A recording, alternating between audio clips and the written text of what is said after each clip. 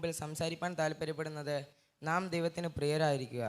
വിശുദ്ധ ബൈബിൾ നമ്മെ പഠിപ്പിക്കുമ്പോൾ ദൈവത്തിന് പ്രിയരായിരുന്ന അനേക പ്രിയപ്പെട്ടവരെക്കുറിച്ച് നമുക്ക് കാണുവാനായി സാധിക്കും. ദൈവത്തിന് വേണ്ടി പരമാർത്ഥതയോടും നിഷ്കളങ്കതയോടും വിശ്വസ്തയോടും സേവിപ്പാനിറങ്ങിയ നമ്മുടെ പിതാക്കന്മാർ കർത്താവുമായ ആഴമായ ഒരു ബന്ധമുണ്ടായിരുന്നുവെന്ന് തിരുവഴുത്തിൽ നമുക്ക് കാണുവാനായി സാധിക്കും. മോശയെക്കുറിച്ച് ദൈവത്തിൻ്റെ വചനത്തിൽ ഇങ്ങനെയാണ് പറയുന്നത്: ഞാൻ അവനെ ഏറ്റവും അടുത്തറിഞ്ഞിരിക്കുന്നു. എന്നാൽ മോശ പറയുന്നു, ദൈവത്തെ മുഖാമുഖം കാണുവാനും അല്ലെങ്കിൽ കൃപ തോന്നുവാനും അങ്ങേക്ക് പ്രസാദം തോന്നണം. പക്ഷേ ദൈവത്തെ അടുത്തറിയുന്ന, ദൈവത്തോട് കൂടെ നടക്കുന്ന ഒരു അനുഭവമായിരുന്നു മോശയുടെ ജീവിതത്തിലുണ്ടായിരുന്നത്.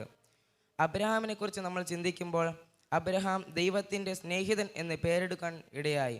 എന്ന് പറഞ്ഞാൽ അത്രമാത്രം സ്നേഹിതന്മാർ എങ്ങനെ ഒരുമിച്ചിരിക്കുന്നുവോ ആ ഒരു ആത്മിക ബന്ധം അബ്രഹാം പുലർത്തിയെന്ന് നമുക്ക് കാണുവാനായി സാധിക്കും. ഇതെല്ലാം ദൈവം തന്നെ സാക്ഷീകരിക്കുന്നതാണ്. ദാവീദിനെക്കുറിച്ച് പഠിക്കുമ്പോൾ ദൈവം പറയുന്നു, അവൻ്റെ ഹൃദയപ്രകാരമുള്ളവൻ. ഹൃദയപ്രകാരം എന്ന് വെച്ചാൽ ദൈവത്തിൻ്റെ ഹൃദയത്തിലെ താല്പര്യങ്ങൾക്ക് ഒത്തവണ്ണം ചുവടുകളെ വയ്ക്കുവാൻ സമർപ്പിക്കപ്പെട്ടവനും നിയോഗിക്കപ്പെട്ടവനുമായിരുന്നു ദാവീദ്. പഴയ നിയമകാലത്തിൽ ജീവിച്ചിരുന്ന അനേക പ്രിയപ്പെട്ടവരെക്കുറിച്ച് നമ്മുടെ വാഴ്ത്തപ്പെട്ട കർത്താവ് സാക്ഷ്യം പറയുന്ന അനേക സന്ദർഭങ്ങൾ നമുക്ക് വിശുദ്ധ തിരുവഴുത്തിൽ കാണുവാനായി സാധിക്കും. പ്രിയരെ, നമ്മുടെ ജീവിതത്തിലും ഈ ഒരു അവസ്ഥ എങ്ങനെ നേരിടുവാൻ സാധിക്കും എന്നാണ് ഞാൻ അല്പസമയം നിങ്ങളുടെ മുമ്പിൽ പങ്കുവയ്ക്കാൻ താല്പര്യപ്പെടുന്നത്.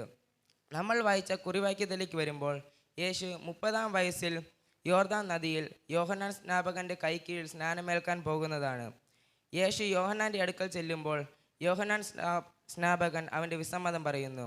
കർത്താവെ, അങ്ങയാൾ സ്നാനമേൽക്കാനാണ് എനിക്ക് ആവശ്യം എന്ന് പറഞ്ഞ് യോഹന്നാൻ യേശുവിനെ തടയുമ്പോൾ യേശു പറയുന്നു, ഇപ്പോൾ സമ്മതിക്കുക യോഹന്നാനെ, ഇങ്ങനെ സകല നീതി നിവൃത്തിയാകുന്ന നമുക്ക് ഉചിതമാണ് എന്ന് പറഞ്ഞ് യേശു